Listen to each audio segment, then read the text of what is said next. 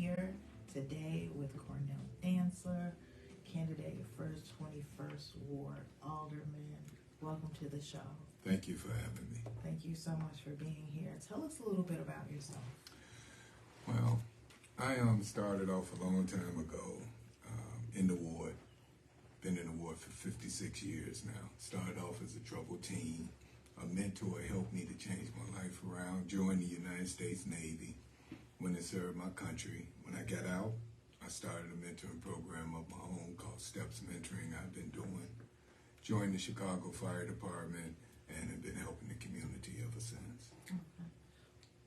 What led you to run for the 21st Ward Alderman position? Well, a lot of the constituents in the ward knew of my public service and the things that I had done.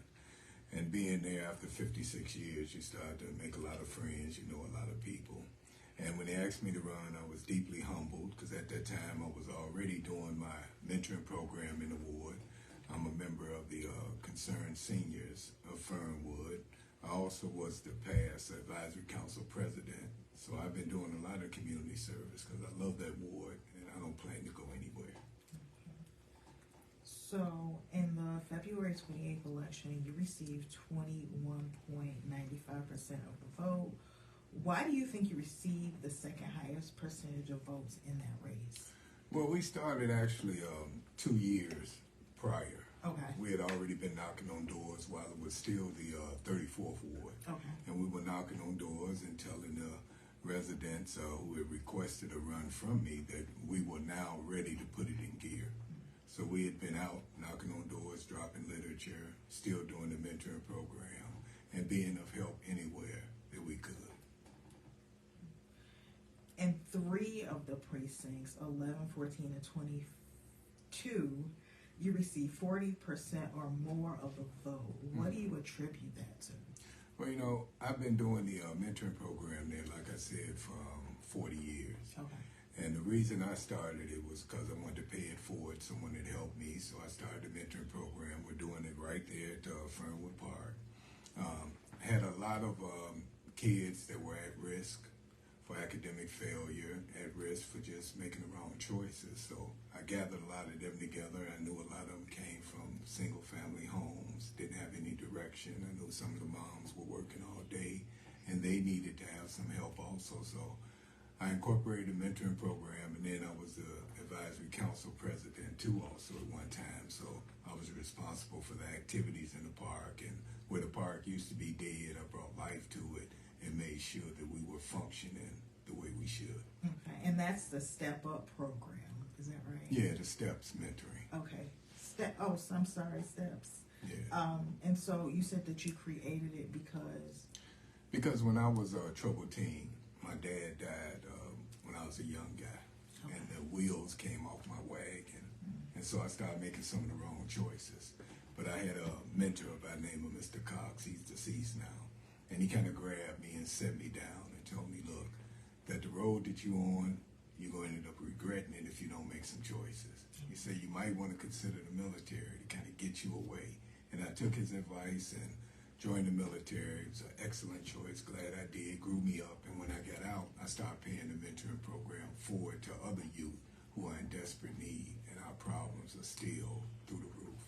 Okay. And about how many children do you service in a year? I would say approximately hundreds. Okay. Yeah. Okay. So how are you setting yourself apart from your challenger? Well, I think the major thing that you have to do is that you have to work on truth and integrity. Okay. My opponent has had some issues dealing with lying about his credentials, lying about his job applications and where he's worked at. So you have to have somebody that has truth, integrity, and I've been in the war for 56 years. I walked all the streets. I walked all the alleys. I know exactly what we need. I'm ready to get to work because it's a big task, but I'm going to be able to get it done because from day one, I'm going to hit the ground running. And speaking of big tasks, it's a big ward. The 21st Ward now combines the 21st Ward and the 34th Ward.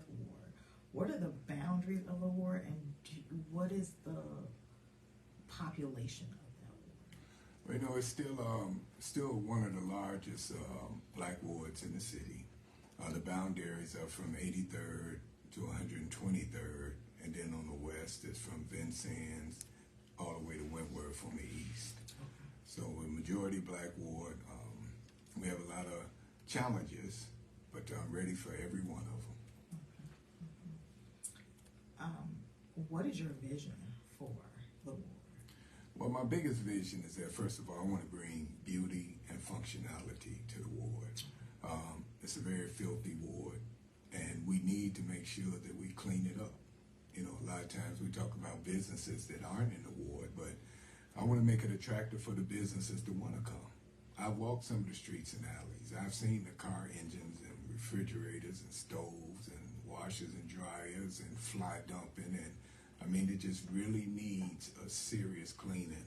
I'll be taking the lead in that, first of all, and then also I'll be bringing in some of the major departments to help me. I have streets and sanitation, I have the Bureau of Electricity, I have forestry, I'll have animal control, I have transportation. So I'll be bringing all the departments in to help me to uplift this ward. And then also I would like to make sure that some of the businesses are functioning within the ward, because oftentimes, and I'm guilty of this also, oftentimes we take our money outside the ward and we take it to other communities. And when you do that, you hurt your own community because you hurt your own TIF dollars.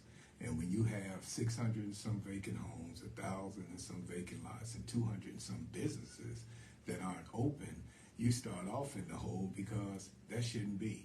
And I want to make sure those businesses are open and that the constituents that live in the community get first crack at purchasing or building something within that community.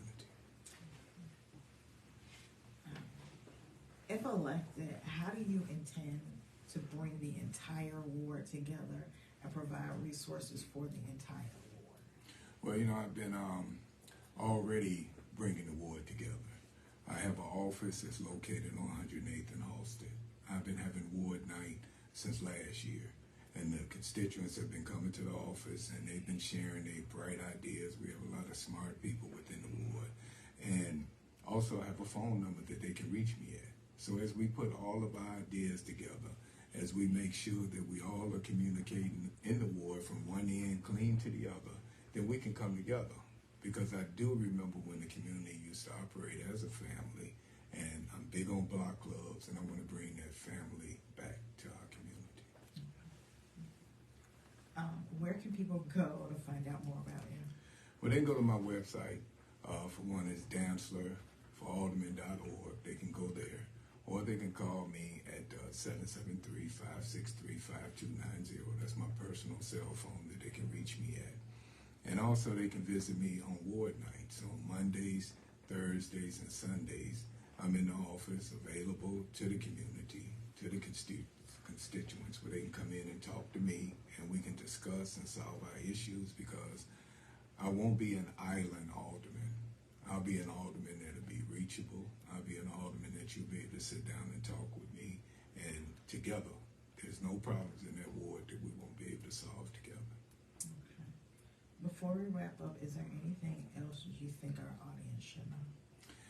Yeah, I just want our audience to definitely consider the people that's running in the race. You know, if you choose wrong, 48 months is a long time to make a wrong choice when you're being mistreated. So we have to make sure that the voters are educated, that they look at the two candidates that are running, see what it is that have been done in the past many years, who's already been someone working in the community, uplifting the community, and helping it. And you have to have somebody that has truth and integrity. And my opponent, he has some issues with that. You know, whether it was graduating from college, that was a lie that he told it didn't have to be, and being a scholar in some of the jobs. Those are the types of things that we don't need in the 21st ward when we're talking about all the many problems that we have. We need someone that stands on truth and integrity, ready to go to work for the people, because we have a lot of challenges. And I have not left that ward because I love it. I remember back in the day when there was no such thing as a food desert in that ward. when it was grocery stores everywhere. I remember the day when we had black businesses that were flourishing in the ward. I remember the day when everything that we needed, you could spend your money within your own ward and you didn't have to keep taking it out of the ward to help other communities. We need to make sure that we bring things to our community. The seniors need to have a place of immediate care. They're always having to leave their community to go somewhere else to get service. We need to make sure that we have that right there within the ward. We have to make sure, I've been doing expungements in the ward. We have to make sure that that's being done. We have to create jobs for our young people. We still have homelessness amongst our elementary and high school as well as adults within that ward. But we got all these vacant properties that they don't qualify to live in, but yet in turn we turn around and say, ask all them to do right. Why don't we give them the opportunity to do right? And that will bring crime down, and that'll bring the community back to the family that I envision it being. Okay. Well, thank you so much. Well, before we go, we have a listener that wants you to repeat the boundaries of the ward again. They're saying 83rd to 123rd in Vincennes. Can you repeat it for them? Sure. The boundaries are 83rd Street to 123rd, and then it's from Vincennes to Wentworth. But then you have some of the outskirts that kind of may push it over a little bit to Princeton on the east. And as you get to 95th, then it picks up some of Ashland as you're going north. Okay. And that's another thing that we suffer from in the community that I'm going to fix is lack of information. A lot of people didn't even see the ward changing. They didn't know it was happening. Some people still aren't educated. And I'll be making sure that it's always put on blast the things that's going on in our community before it happened so that we can make some great decisions. Okay, great. Well, thank you so much for being here. Thank you. Remember to make plans to join us again next week for Conversations with the Citizen.